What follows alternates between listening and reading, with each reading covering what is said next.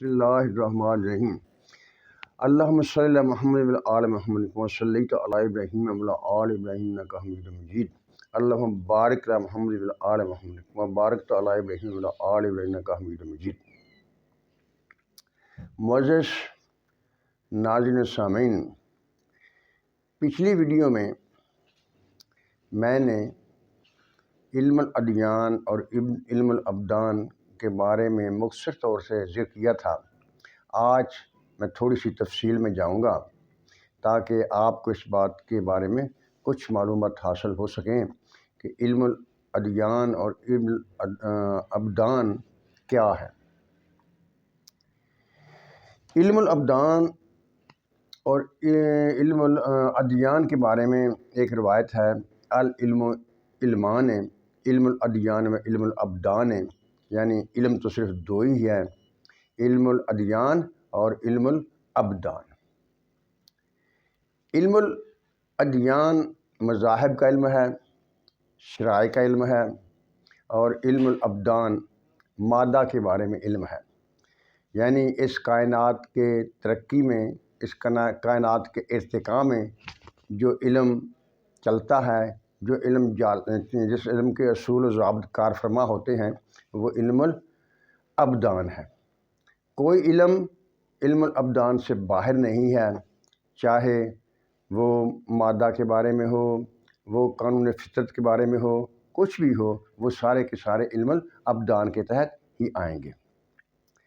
یعنی علم الادیان وہ علم ہے جو کہ اس معاشرے میں، اس دنیا کے نظام میں لوگوں کے درمیان اچھے طریقے سے، اصول و ضوابط سے، انصاف کے ساتھ رہنے سے اور خدا اور بندے کے تعلق کو واضح کرتے ہیں اور ایک اچھے طریقے سے زندگی گزارنے کا اصول مہیا کرتے ہیں۔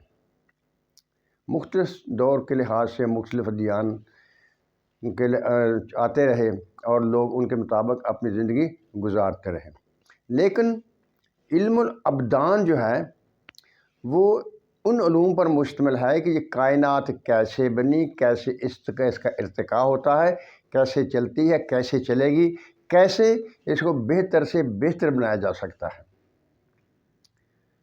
میرے اس بات کو شروع کرنے کا جو مقصد ہے وہ یہ ہے کہ علم الادیان کے ماہر لوگوں نے، اس سے میری مراد علماء کرام ہیں، انبیاء کرام نہیں ہیں۔ انبیاء کرام تو یہ علم لے کر آتے ہیں، اس کے چیدہ چیدہ نکات، اس کی شکل و حیت واضح کرتے ہیں، اور جو لوگ ان پر عمل کرتے ہیں، ان کے سمجھ بوجھ حاصل کرتے ہیں، وہ علماء کرام عامت لوگ ہوتے ہیں۔ انبیاء کرام میری اس بحث سے باہر ہیں۔ ان دین کے علم کے ماہر لوگوں نے ایک ایسا ہوا بنا دیا ہے کہ وہ کہتے ہیں کہ علم صرف اور صرف ادیان کا علم ہی ہے، باقی کوئی علم نہیں، وہ تو دنیا داری ہے۔ علم الادیان حاصل کرو گے، ثواب پاؤ گے، آخرت سنوار لو گے، لیکن موجود زندگی کو وہ بالکل الگ کر دیتے ہیں۔ حالانکہ موجود زندگی ہی سے ہم نے آخرت کی زندگی حاصل کرنی ہے اور اس سے بہتر نتائج حاصل کرنے ہیں۔ ایک وہ وقت تھا جب کہ کھیتوں میں پیداوار بہت کم ہوتی تھی۔ آج سائنس نے ترقی کی، علم الابدان نے ترقی کی، اسی جگہ سے، انہی کھیتوں سے بہت بڑی پیداوار ہونے لگی۔ یہ علم الابدان ہے۔ اسی طرح جنگوں میں پہلے سادہ ہوا کرتے تھے اوزار، تیر ہوتے تھے، بھالے ہوتے تھے، منجنیقیں ہوتی تھیں، لیکن آج وہ دور آ گیا، میزائل بن گئے، ہوائی جہاز بن گئے، سب کچھ ہو گیا۔ یہ علم الابدان کی ترقی ہے۔ اس میں سب سے اہم بات جس کے لیے میں نے یہ موضوع اختیار کیا وہ یہ ہے کہ کیا ہمیں کامیابی کے لیے صرف علم الادیان ہی کی ضرورت ہے یا علم الابدان کی بھی ضرورت ہے؟ بات بالکل واضح ہے، علم الابدان کے بغیر ہم کچھ نہیں کر سکتے۔ علم الادیان تو صرف وہ اصول و ضوابط ہیں، وہ جامد اصول ہیں جن پر عمل کرتے ہوئے ہم نے آپسی تعلقات، खुदा ताला से तल्लुकात और एक बेहतर माशरे को कायम करने में इनकी ज़रूरत होती है। वो पैदावारी कवानून नहीं है, उनसे कोई पैदावार नहीं होती है, लेकिन इल्मुल अब्दान जो है वो हमारी ज़रूरियात, हमारे इर्तिका और हमारे रहन सहन के लिए बहुत ज़रूरी है। कभी हम पैदल सफ़र करते थे, फिर घोड़ों पर सफ़र करते थे, और आज हवाई जहाज़ों में सफ़र करते हैं। ये इल्मुल अब्दान की तरक्की है।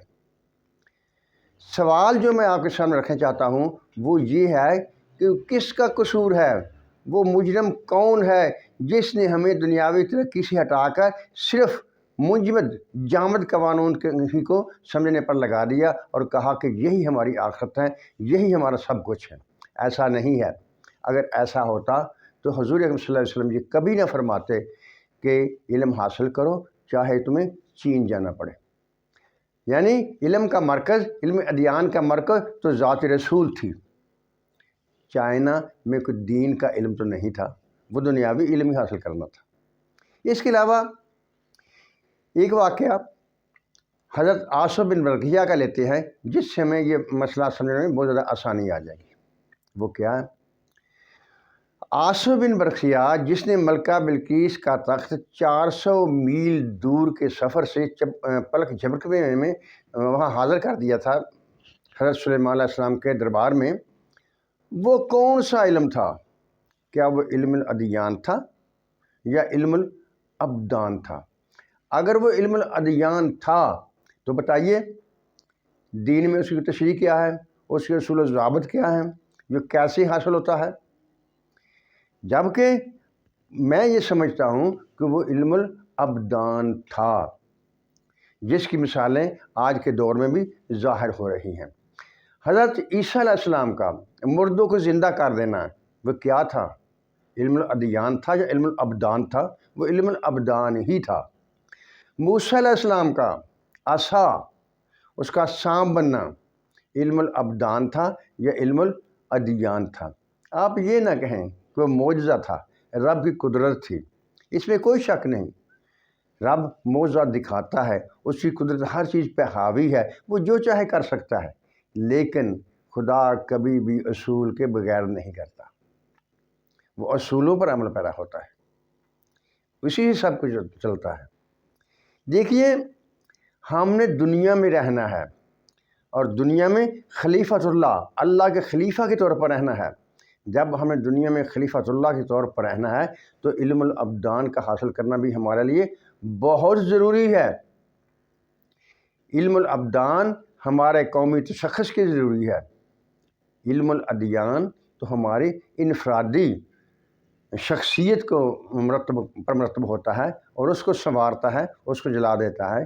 लेकिन इल्मुल अब्दान कौमी हैसियत से हमारी हैसियत को मरतब करता है। मेरा सवाल, मुजरम कौन है इस बात का कि इसने हमें अब्दान से अदियान की तरफ मुंतकिल कर दिया और हम हब काम छोड़कर सिर्फ़ और सिर्फ नमाज, रोज़ा, हज, ज़कात के पाबंद होकर रह गए और दुनियावी तौर पर हम पीछे रह गए। यही वजह है कि आज मुसलमान पीछे हैं और गैर मुस्लिम जो कि इल्मुल अब्दान के माहिर हैं वो सबसे आगे हैं। इन इल्मुल अदियान के माहिर लोगों से मेरी दरख्वास्त है, खुदारा कौम को बताएं कि इल्मुल अब्दान हासिल करें, उसके लिए कोशिश करें। जितना इल्म दीन ज़रूरी है उतना ही इल्मुल अब्दान भी ज़रूरी है।